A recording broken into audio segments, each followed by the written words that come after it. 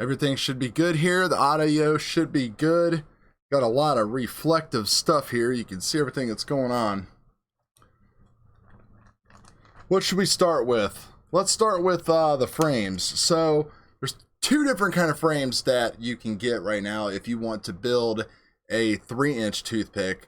Whether you want to do the full bang powered TP3 build, or if you want to go with the new 1S version that is coming, and that is this unibody design here, which these are actually cut by BETAFPV, which is pretty cool because it actually is, I mean, it looks very much like the carbon, the exact same carbon that the 115 is cut out of. Only difference is it's cut to the toothpick shape. It's got, you know, the little arm extensions here for motor protection, and it's not chamfered, but it still feels really good. You could file it down a little bit if you wanted to, but I'm not going to waste any time doing anything like that. I think everything will be fine the way it is. So that is the frame there. These are the 3mm versions that I have. So this is going to be for the full-blown, full power 3-inch TP3 build. The 2mm version that is coming is going to be the one that he's going to be using. It's going to have new motors, and it's the one that he put a video up on a few days ago. That is the real light one, 1S build.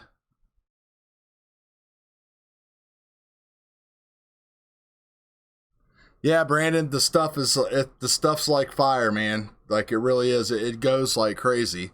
I've got all the text alerts set up. I don't think I've ever been so into wanting to build something and do something before in quads. Probably since I got my DJI Mavic years ago, because I was one of the first people that luckily got a Mavic. And it was just, you know, it was delayed, and it was a constant just checking emails and checking and seeing if, make sure DJI was sending the thing and everything else like that.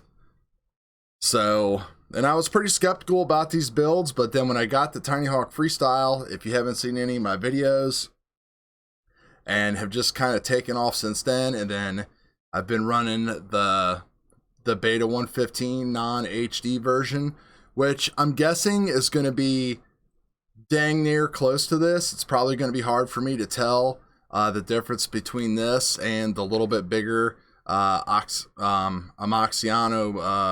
AMAX motors, but hey, whatever. But you know, this is a good bind and fly option, and I've been loving it, and I just love the way that these things fly. And I'm not sure if you've built any ultra micro type of build yet or not, but you're gonna really love it. I was kind of skeptical on the whole thing because I've done micros before, but all the micros that I have done were not in the kebab class in theory. You know, the weight and the different power and the smaller motors, it was all kind of, you know, some hodgepodge. But the Acrobrat and stuff like that, I enjoyed those quads, but nothing really performs and flies like this toothpick class. It is totally for real, and you're gonna enjoy it. I know that I am. So this is the unibody then. Like I said, it's the final version. The only difference between this and any other unibodies that come out from now on, according to Bob, is that it's going to be cut by different manufacturers, so that way he can keep stock going on. And then back here we have the latest version of the TP3 itself. So doesn't look like much when you're just looking at the arms and the plates and everything like that. This one actually has the interlocking arms now, so it doesn't use the TPU center.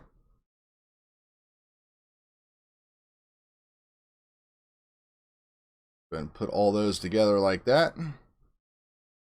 And then this is I believe, I don't know if this is top or bottom, I'll have to double check. This one has the countersunk screws, holes, and nuts built into it.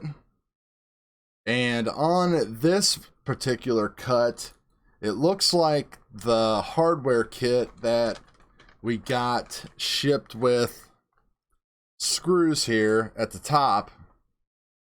According to Kebab, they're supposed to be 6 millimeters, but the company sent 5 millimeters, and they're actually more like 4.5. So they're not threading all the way up through the carbon, all the way through the actual press nut here. But you can, he said everything's fine. Everybody says it still seems pretty rigid. If I decide to build my TP3 build with the original frame, I do have a spare hardware kit that I picked up.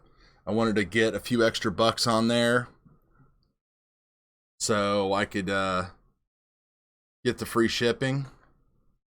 So what happened to my tadpole video? I just took it down. I just don't want the argument and the hate and stuff like that. You know, I mean, I had Armaton jumping on me and just all kinds of people, and it's like, I just don't want to deal with it. I've dealt with stuff like that in the past. Everybody has their opinion. I have mine. You know, I think a 2.5-inch micro that weighs over 100 and some grams is, I mean, it's going to fly fine. You're going to have fun, but I think that the whole point to that video that I was trying to make was, A, it's 40 bucks with shipping and stuff like that, which I think is, you know, a little outrageous. And B, it's, I think, like I said, when you get closer on a 2.5-inch down to that 75 to like 85 gram mark, it's just going to fly better. You know, I mean, people are going to have fun. I'm sure it's going to be just fine and everything else like that. So whatever, clickbait, title, all that kind of stuff, sure, do it for the views. The video was unmonetized. I always unmonetize videos because I don't want anybody worrying about me making 10 or 15 cents off of a video that'll get like a couple hundred views, you know, so that way I can at least say that. But I just try to put a good an opinion out there, and whether people agree with it or disagree with it, that's fine, you know. But people get hostile, man. Everybody's like, you know, if it's the worst thing that happens in my day that someone tells me, oh, you fly like crap and you must use default PIDs, then that's a pretty good day. And there was a lot of comments on there. Some guy was just being belligerent and, you know, whatever. I'm sure you'll have fun with it and it'll be fine. So it's all good.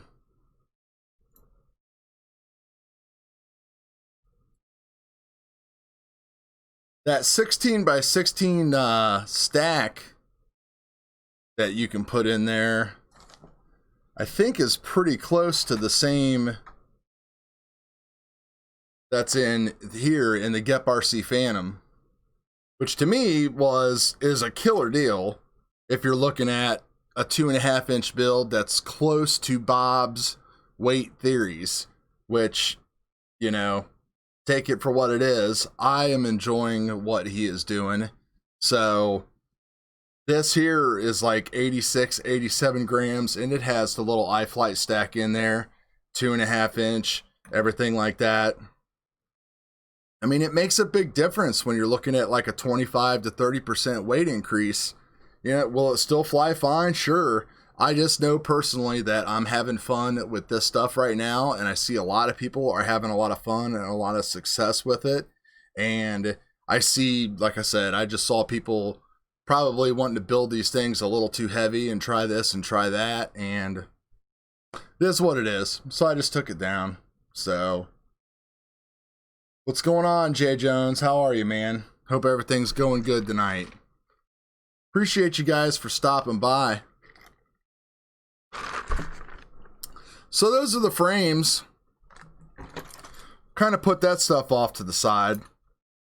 And I mean, really, with any build that you guys are doing, depending upon what you're getting into, the ultra micro stuff, You know, even the Tadpole, I mean, I would consider it ultra micro compared to 2.5 or 3 inch stuff that we were all flying like a year ago, because nobody really made any of this stuff. It's really just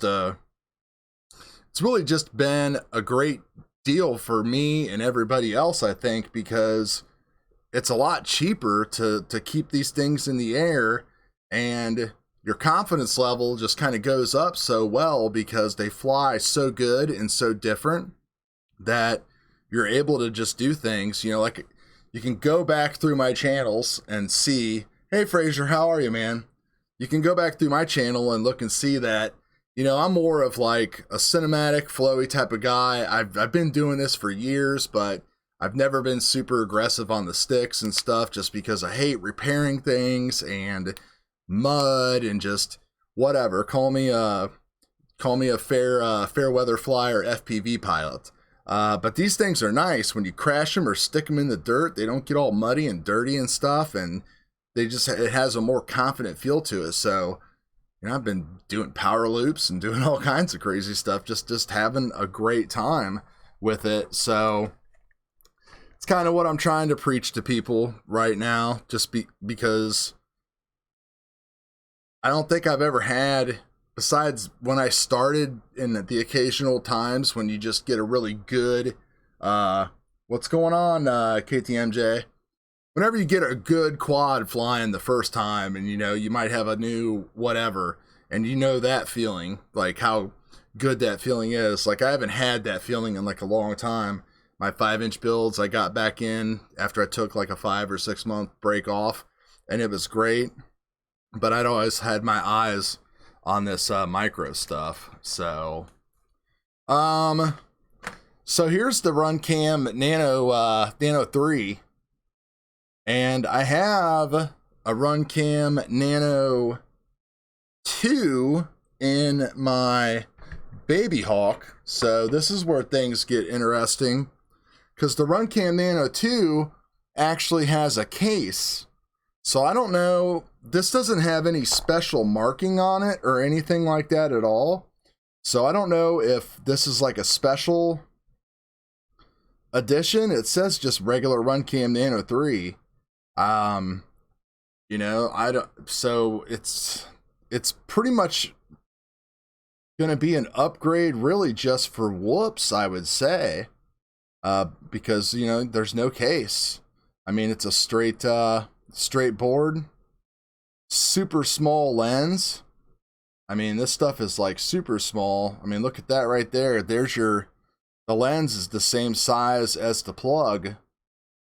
And this was the camera that Bob was flying in his Orca goggle video review, which was really cool. And you really got to see how well it did when he was doing those building dives and everything like that.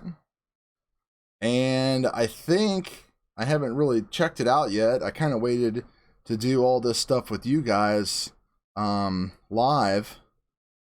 So it's supposed to, I mean, I think I'm going to have to maybe push this apart a little bit or something, but it's supposed to directly fit right into this B-brain mount. I'm kind of nervous messing around with it here on camera because I don't want to break it. But yeah, so you can see how small it is. But this thing is supposed to have just like super clear video. And I have the other camera from him, which he recommends. So FPV cycle, the Nano 3 is coming out right now. The only way you can really get one is if you buy a Beta 65. I don't know how fast it's going to change or what, but you know, like I'm constantly on the FPV cycle site like crazy. I'm always on there checking stuff and seeing what's new. I'm super involved in this stuff because I'm enjoying it so much, and because if you don't get stuff when it goes on there, it's like gone. So the cameras went up, I think on like Wednesday or Thursday. They sold a bunch of them, and then he had to pull it down. So, and how I'm mounting it, again, I believe it will go right into the B-brain mount here with some modification. It looks like it's a little bit bigger than the B-brain mount, so I'm not 100% sure. This is the OV 123 or 231 or whatever, so this is the all-in-one Whoop one, and you can see that there's quite a big of difference between the lens and the width as well. So it's probably about 1 millimeter or 2, probably about 2 millimeters wider. So this is the one that, you know, everybody's pretty much been using up to this point that will go in here. And there's a slight modification that you have to do to the actual B-brain mount to get it to work. Now, you don't have to use the B-brain mounts and stuff like that. Like, you can obviously use TPU and all kinds of stuff, whatever you would like. But I want to try to keep it going on the ultralight train as light as I can and try to stick to it to Bob's building specs, because like I said, I've just had so much fun and success so far with it. Yep, Mobula 6 has one inside of it. If you want to, yeah, I kind of wish it had a case too. You know, we'll see how it works. Dynamic, the picture-wise and stuff looks great. So we'll have to see how everything looks once we get it mounted up. So I should have this built and flying tomorrow. So hopefully I can have a video up on it here really quick. But I tell you what to do, man, is to just go on to Bob's website, and you'll see the actual listing for the camera itself, and create an account, click on it, and have it send you a notification by email or text. I would do text if you don't check your emails constantly. And that way, as soon as you get the text, you can go on there and buy it. Like, that's literally how things are going. So I have a notification set up on mine, even though I already have one. So that way I can pick up an extra one or whatever. So they're $19.99. My hunch is that they're still sitting on some of them, and that they were just told not to sell them. So if that's really, I think, the best way to like go ahead and get one, because you're going to be able to get that notification from them. So I don't know if anybody else is doing like pre-orders or not. So that's the NANO3. So we're going to see how that goes. That's going to go. I'm got 2 builds that are going to be going on. I'm going to be doing like the regular TP3 build, and then I'm going to be waiting. I'm waiting for yeah, no problem, man. I'm waiting for the motors for him to release next week, I guess, that will support the 1S 3-inch version. So I'm pretty excited about that. See how that goes. And that's going to use the BETAFPV all-in-one board. So let's see, the other thing here that's kind of new that a lot of people don't have. This is Diatone's all-in-one Whoop board, which, you know, Whoop board is kind of a Whoop board. Comes with all the cute little Diatone colors and stuff like that. So $19.99, you think is pricey for the camera? Is that what you're talking about? I mean, yeah, but I mean, you know, Micro Eagle's $45. Can't tell you how many of those that I've bought in my lifetime.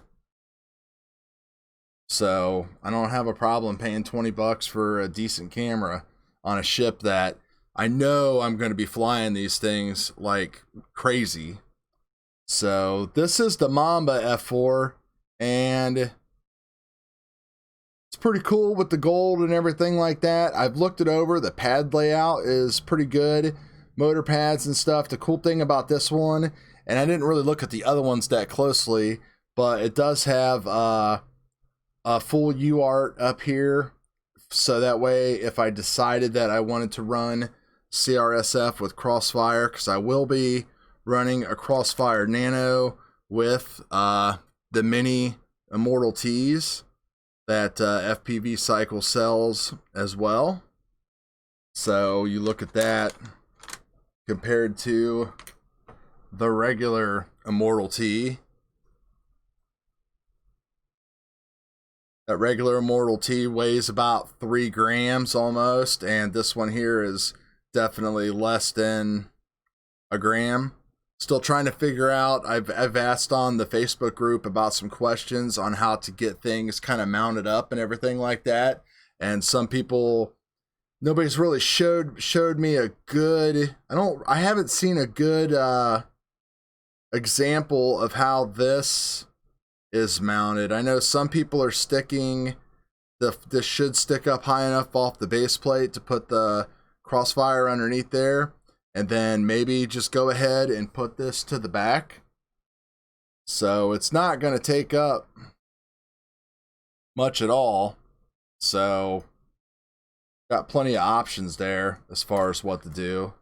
So that's the Mamba. They don't really have a track record yet, but we know that diatone stuff is pretty good, and we'll see how it is.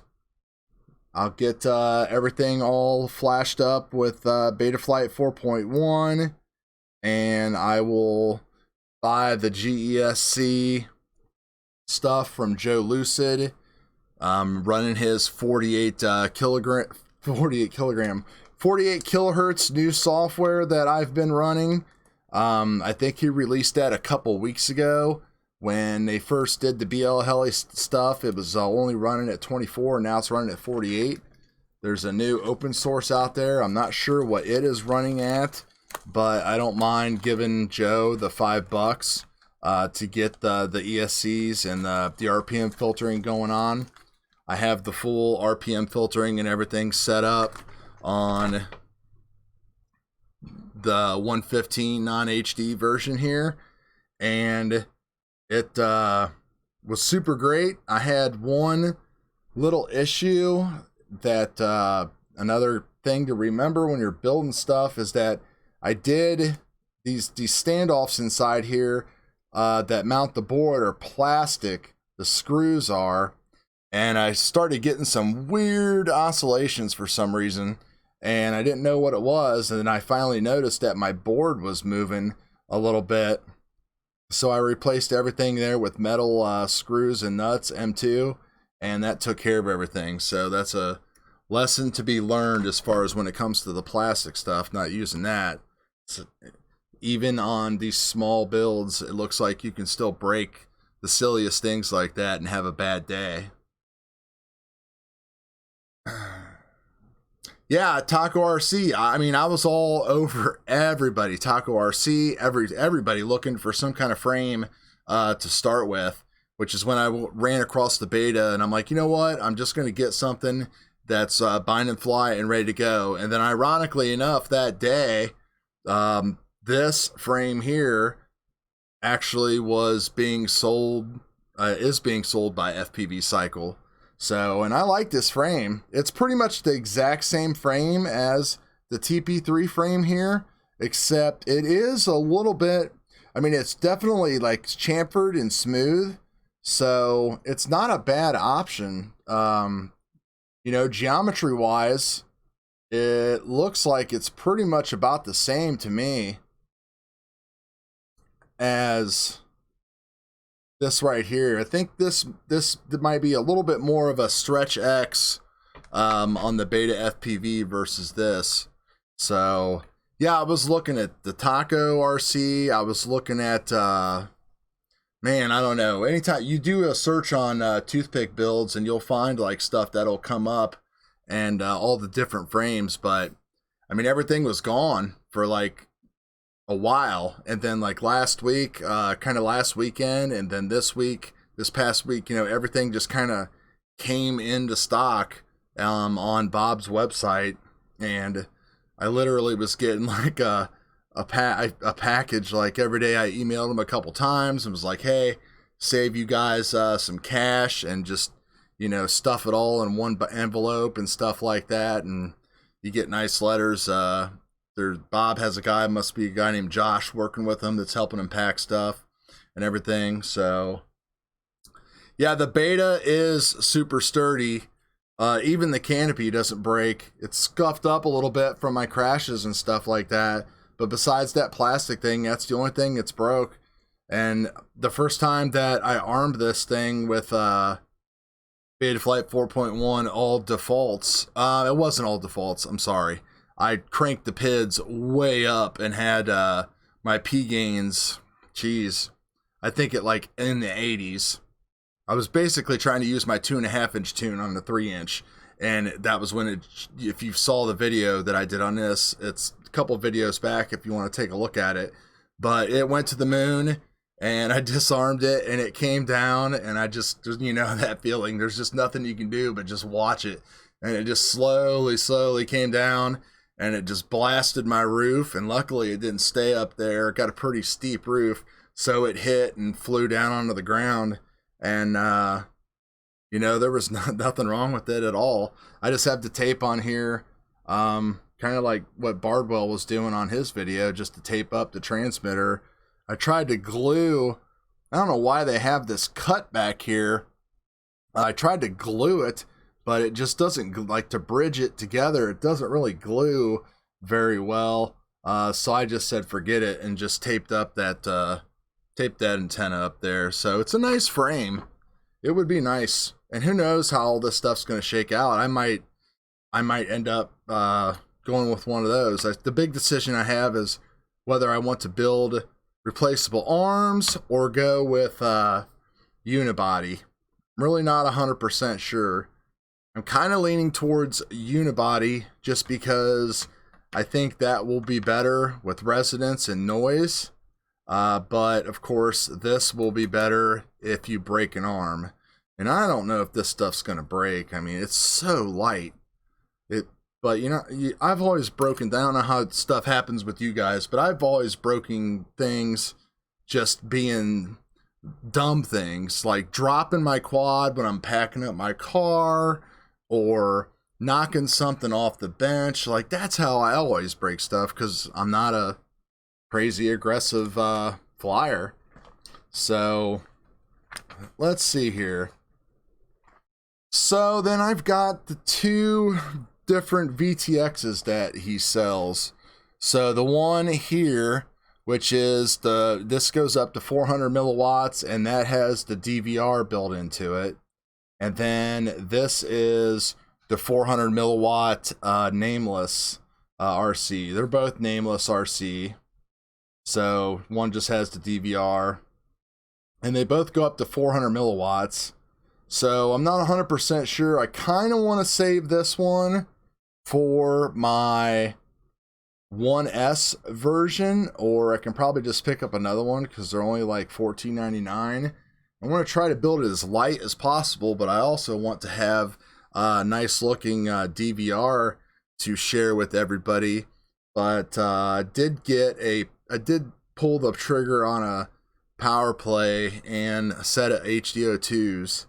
So I've got that coming next week, and then I'm pretty much, besides the 1S stuff with this, I'm pretty much going to be done buying stuff for quite a while. I think I'm going to be pretty well set. So I've had the same set of Dom V2s since I bought, since I bought my QAV 250. So they're 20, I don't know, what is that, 2014, 2015 when I got those? I'm not 100% sure. So I've got those, and I'll probably, I don't know, a lot of people still love them. They work just fine. I mean, they're kind of like dirty and scratched up looking. I just bought one of the new shaped face plates for them and stuff like that. So, you know, we'll see if I can get, I don't know, 150, 200 bucks out of them or something like that. I'm not really sure what they go for. So, I mean, the good thing about them is that if they ever have a problem, you know, you can always send it back to Fat Shark and they'll fix it. But I've done the firmware update for Rapid Fire, and What else have I done? I've done the DVR update a long time ago. So we got all that. All right, let's see. Next on the list is the motors. So there's two different kind of motors. There's these, which are the 1303 AMAX motors. And I'm really interested to look at this stuff because it's got the whole 2mm shaft going on. And man, it is big when you're looking at it in front of you. So the motor right offhand feels super nice. The little grooves that they talk about that cool the magnets, you know, if it does what it does, that's cool. But the motors, yeah, the motors look super nice. They've got some kind of, they've got the key. You'll never be able to read that stuff on there. I like the gold finish and stuff like that. That'll kind of match up with the flight controller and everything. The silicone wire feels really nice and soft and flexible as compared to the plasticky type of wiring that comes on like the Emax stuff, the Baby Hawk and Tiny Hawks and stuff like that. So that's pretty nice. But yeah, there's that to the famed all the way straight through 2mm shaft versus the 1.5mm. And then to go with that, you got the different props going on and stuff like that. I had to get the props from Race Day Quads because Baba sold out of the props. So these are the HQ 3x2 with the 2mm shaft, which probably, I mean, I'll probably try the bi-blades. I'm more of a tri-blade kind of a guy. So one thing about buying 3-inch props is, remember, you always get most of the time 2 sets in one bag, which is nice. So check this out here and see how these fit.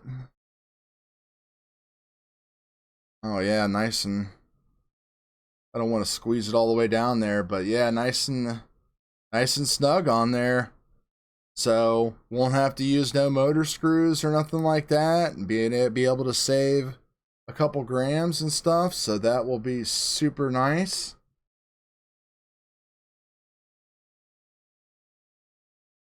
See, everything is great, man. Like the FPV cycle stuff, the experience has been fantastic. Their shipping lately, I mean, I'm in Ohio, and I used to get PureFlip packages in like 2 or 3 days. For some reason, I'm not sure if their shipping is slowed down or if, well, I thought maybe just like LAX was getting overran from the wintertime, but I've been getting FPV cycle packages here in Ohio just as fast, or actually lately faster than packages from PureFlip, which is a pretty strong statement to say, because Surge and M have always had super fast shipping. Then you got the motor screws in there, so I got an extra motor. So we're going to do one of these up here and see how things go. I got the extra canopy just because I didn't want to break anything. If I broke one while I was trying to make something fit, I'd be able to take care of that. I think that's pretty much, that's all the goods, guys. That is all the goods. Does anybody have any questions about anything or want to take a look at everything? Not sure who joined late or whatever, but we looked at the Runcam NANO3. We compared the 2 different kind of toothpick frames that Bob is selling. The new one in the unibody, the TP3 original that is now the final version with the pressed nuts. Mini Immortal T back there.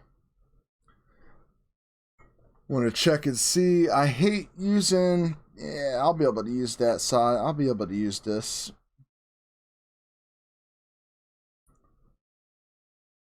I've never been, even though I own one, I've never been a huge fan of my TS100 soldering iron. I don't know why. It's all right if you're trying to do something out in the field, but I just do not like building with it. I really just don't like soldering with a small tip, period. So just wanted to check those pads out and make sure that everything would be all right. Yeah, I can put up some weights on stuff. Fraser, let's take a look at some stuff here. I know not everybody wants to go look at stuff on the websites and stuff. Some of this stuff I have almost memorized. So let's take a look at a motor here is coming out like around 6 grams.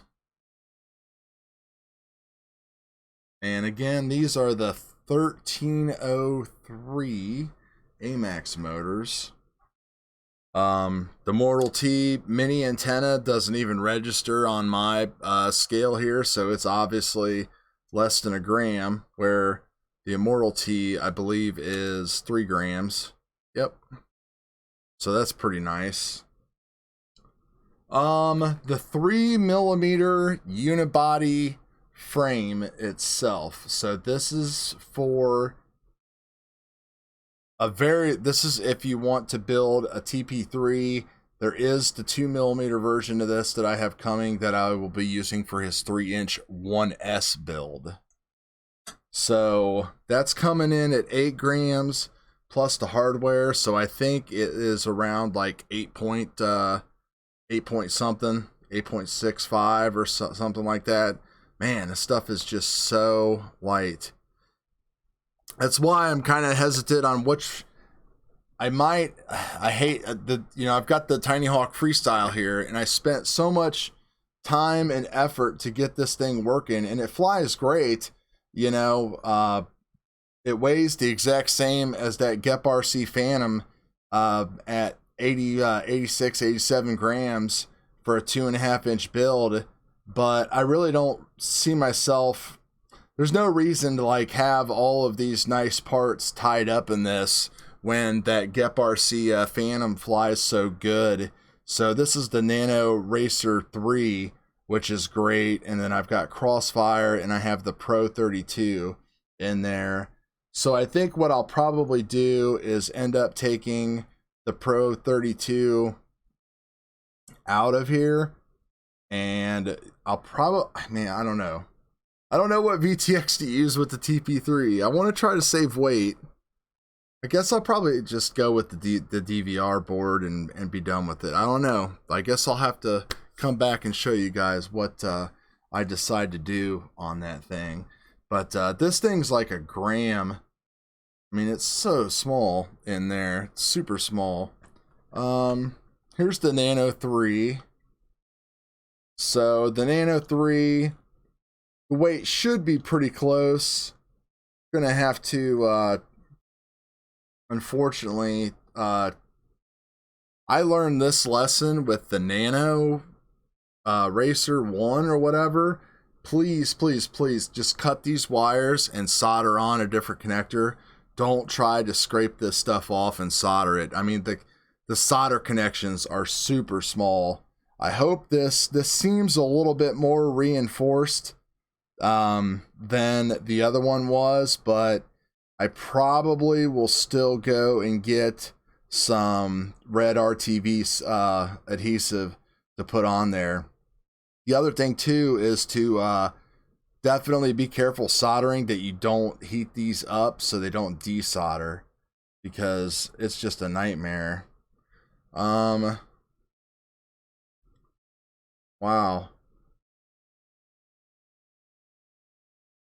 So let's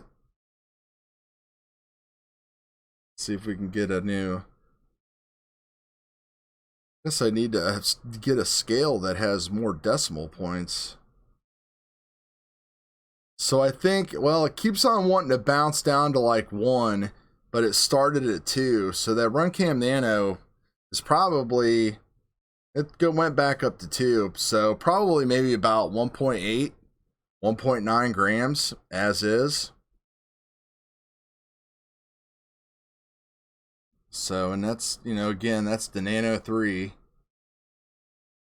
So I'm pretty excited to see. Pretty excited to see how that looks compared to that Runcam, the Racer Nano 2 that I have over there.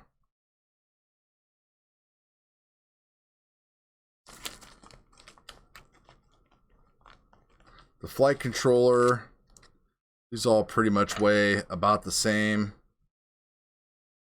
Yeah, around 6 or 7 grams. So that's where that's at. The Mamba flight controller, this batch for some reason didn't come with 18 gauge wire, so I did have to pick some of that up from the Amazons. It did come with a capacitor and some XT60s. Forgot I got more props here. Got some more A-bands and stuff for the 2.5-inch builds.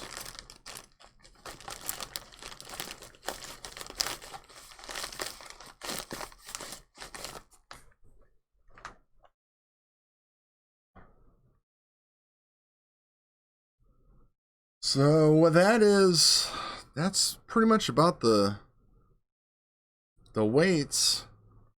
I do have the 1S 600 milliamp XT30 GNBs coming, along with the 2mm frame for the 1S 3-inch toothpick build. So this is a 2S right here.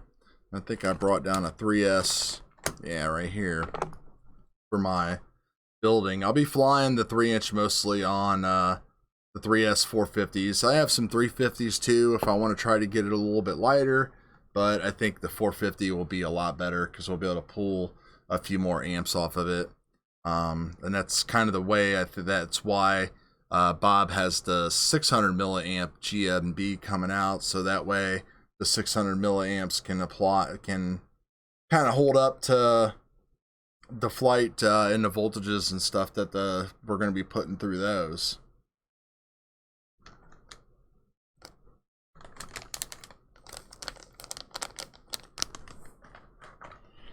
So that's my haul, guys. That's a lot of working right there. What motors? I was looking earlier as far as the motors, and he has on the website. Let me take a look here real quick. He hasn't dropped them yet, obviously, or we'd all be buying them.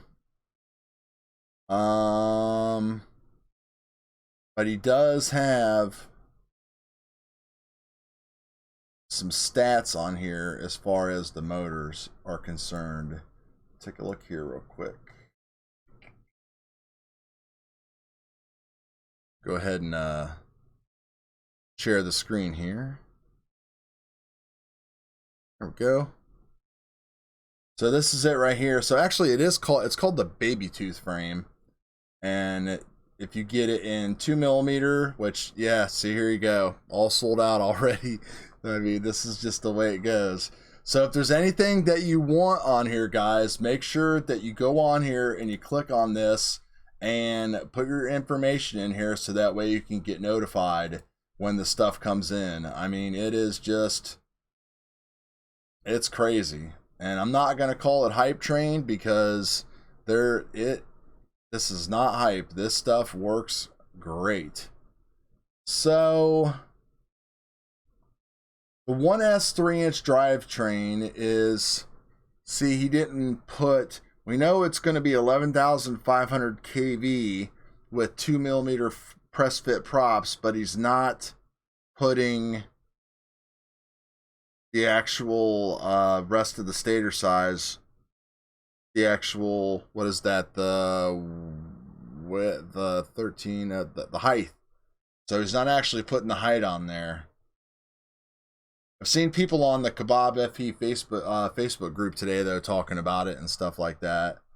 So he keeps telling everybody to wait a little bit, and I think everything is supposed to come in this week for that 1S 3-inch build. But if you haven't seen how it flies, it's just fantastic. But yeah, do that. If anything, if you go back, there's that where's that Nano at? There it is. So if you go on here and you see here, we totally jumped the gun on this. We're not supposed to sell them. We'll make them available again when it's actually released. So they're probably sitting on some. So you go on here and you can do the notification on that as well. So that way you'll get notified as soon as the stuff comes back in stock. And same thing with his motors. So a lot of people like the 1204. I ended up going with the 1303. Of course, neither one of them are in now. But the 1204, these are, these are lower kV. So I'm not sure what, I'm not sure if the stator size will end up being about the same and just a higher kV, or if it'll be, I don't know. My math computation skills just don't work when it comes to this. I mean, obviously, when you go down in size and you go down in voltage, you would need a higher kV motor. So we're going to 11,500 kV. So I'm not sure what the stator size would actually be on that. I guess we're going to have to find out.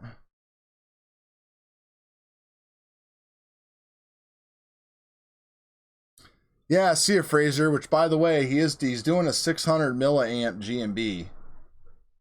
So I will show that to everybody real quick. Just if you want to start ordering some of this stuff or setting up notifications for when the stuff comes back in stock, I think the 1S version of the 3-inch is going to be really popular. Right there, 3 batteries, $5 a piece. That's pretty much how much I mean, these are a little pricey on here for his website. I've seen these a lot cheaper. I've got those for $5 or $6. But these are the GMBs right here that he is going to be running on the 1S. And they've got XT60 connectors on them already.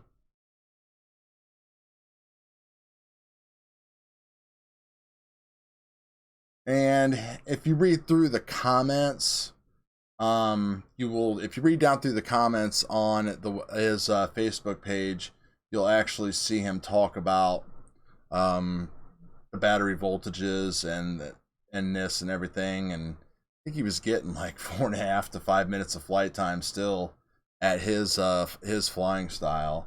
So it is actually, join the BETAFPV group. I don't know, I'll show it to you guys. It's this video, it's this flight right here that he was doing. And he 56 grams, all up weight, 1S 3-inch. So this is the 2 millimeter version of the Babytooth is what he's calling it.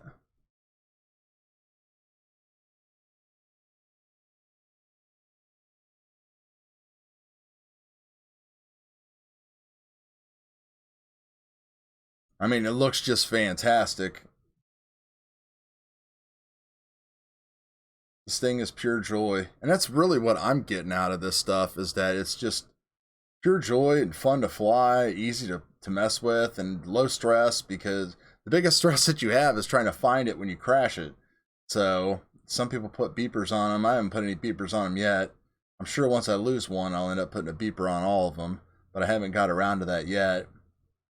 But I mean, he's at 3 minutes flying right there, and he's still at 3.5 volts. And I'm not sure if these regular, not sure how long you will run down how low you'll run down these 1S batteries. If they'll go down, if you are supposed to run them down to, 3.2 or 2.9, like you can a regular 1S cell. But it doesn't look like, to me, it's lost any of its performance as the voltage keeps on going down. It looks like it's still flying really good. But yeah, I mean, just look how good that looks, man. I mean, that just is, and Bob said he doesn't do a lot of tuning. I mean, he pretty much runs a lot of default stuff. And he's big with rates and stuff like that.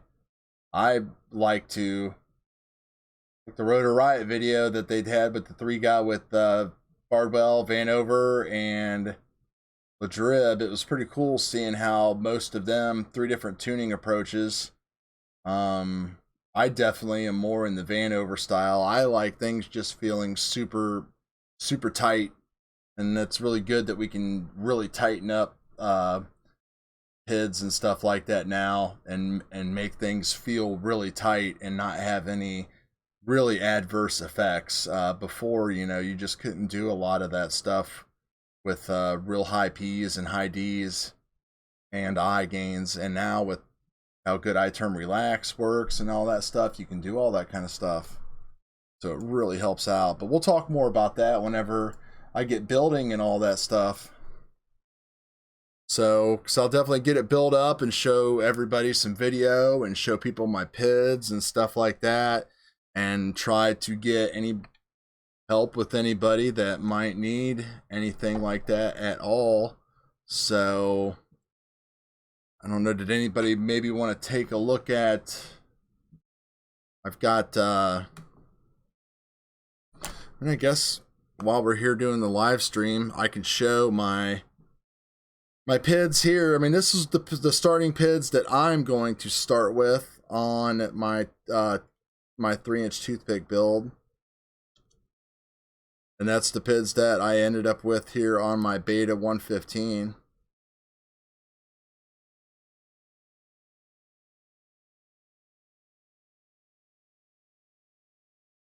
Which might shock some people. Some people it might not.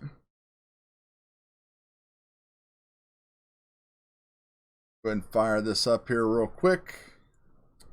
Tuning, as we know, is so subjective now because everything does fly really good on default PIDs and stuff, so you can get away with quite a bit. That is for sure. Hi, Smudge. One of my cats decided to come and say hi to me. So the first thing we'll take a look at is filtering, and I am running RPM filtering on this, which is why you can see I have the filter sliders all the way over here. And this is pretty much like, if you've seen any Bardwell video or whatever, this is pretty much what everybody's doing, with a little bit of information, well, actually with a lot of information with UAV Tech. His Whoop and 1S type of stuff, I've been applying a lot of his knowledge to this and as well, and it's really helped out a lot. He does a lot of black boxing and stuff like that, so try to take as much of that into consideration as possible. So changing those dynamic filter settings, my rates. One thing that's a lot different on these 3 inches compared to 5 inches is TPA. It's one thing I'm still experiencing with, and then throttle cutting as well. I've been scaling. I know a lot of people are running with these motors, and the 3S, they're just doing a cut at like around 80%. I'm actually doing a scale because I do like to keep my hover point kind of around where my 5-inch hover point is. So that's what I've been doing there. So it, you know, will rescale your stick. So it kind of brings that back into line. TPA, pretty sure now, and I haven't looked at it since, if there's been anything in a change log, but TPA only focuses on D-term now. So on my 5-inch quads, I have my TPA set like around 0.8, 0.75, and I started this one at that as well. And then I kind of thought, well, that doesn't make any sense. Looking at like all the Project Mockingbird stuff with tiny whoops and all this kind of stuff, you know, you don't want to take, you really want high D, and you don't want to like dumb it down and take it away. So the last couple batteries, I've dropped this down to like 0.5, and haven't really noticed any problems at all. So these are my 3-inch 3S 110 gram, 105, 110 gram PIDs. And the most important thing to take a look at, you know, these are the P gains that I'm running at here. Anytime I went, I could go and push these up to 55. I like running as high as PIDs on everything as I can. I could run them up to 55 if I wanted to, but I'd get a few little bunny hops on the ground. So if I kept them at 50, then everything ran really smooth. You can see that I do like to run high eye gains. I do like that stiffer feel, and you combine that with low feed forward and then high D, and then I have my D min set at 40. So that way, you know, so basically you're always getting a 40 of a D, and it can go up to as high as 60 when it needs it. So I just kind of stuck that in there arbitrarily. I started with, I believe, 70, 90, and 80, and a D min at 60, and that stuff was just too much. So then I just kind of scaled it down big time, and it kind of just fell right into place. Over here, I have the gain set at 35 and advance is 0. And then, of course, we're flying freestyle, so we want I-term relax to follow the gyro and not the set point. And then when you look at everything else, most of these motors have 12 poles instead of 14. So that's really important to change on these. And since we're running bidirectional D-Shot, we're running D-Shot 300 and 4K on this build. And I'll be running the same thing on the other one. And if I click on expert mode here, and oh yeah, GTX tables, man, have you guys had to do this yet? Follow these instructions up here. Don't try to just start typing and clicking this stuff in yourself, or you'll just have a boring day. And if you keep on seeing this after you copy in your table, you need to plug a battery in and then hit save, and then it'll say the device is ready. Then what I would do is go in and test and make sure that everything is working for you and you're able to change channels and stuff like that. The cool thing about it is that you can set these little modes up here, that every time you turn your quad on and off, it will actually start at a certain channel and power. So that's pretty neat. And really, that's about it. In the motors, you know, you can see, there we go. I got them all flashed, so you can see that. Got that flashed using the JESC configurator. So, yeah, that is my PIDs. So, not sure if that helped anybody out, or if anybody wants to try those or whatever, but it's there.